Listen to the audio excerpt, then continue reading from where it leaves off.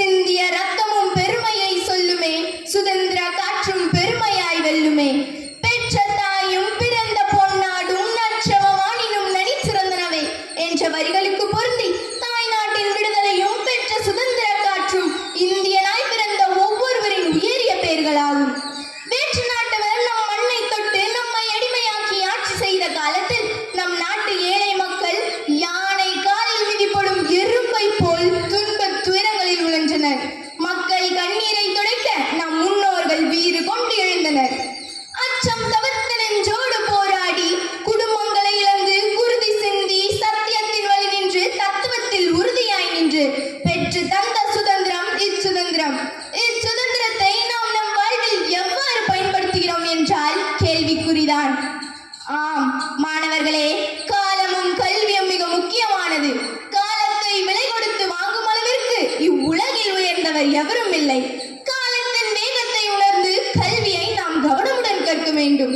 நமது கவனத்தை சிதறடிக்க நோக்கத்தினை மாற்றிவிட எத்தனை வழிகள் உண்டு தெரியுமா? இணையவழி விளையாட்டுகள், திரைப்படங்கள் மற்றும் பல தீய பழக்கங்கள் வழி மாறி வாழ்க்கையில் தடுமாறி மாணவர்களை திசை மாறி திரிய வைக்கின்றன.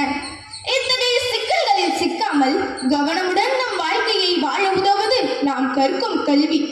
அறிவு அற்றம் காக்கும் கருவி செருவார்க்கு உள்ளளிக்கலாக அரண்.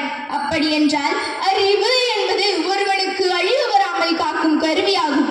அது மட்டுமன்றி பகைவர்களாலும் அழிக்க முடியாத உன் அரணும் ஆகும். இதற்கு நம் முன்னோர்கள் தலைவர்கள் எந்த அளவிற்கு முக்கியத்துவம் தந்தார்கள் தெரியுமா?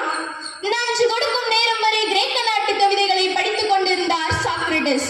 தூக்கு கயிற்றை முத்தமிடும் வரை படித்துக் கொண்டிருந்தார் உமர் முக்தா. தூக்கு மேடைக்கு அழைத்து செல்லும் வரை படித்துக் கொண்டிருந்தார் பகத்சிங்.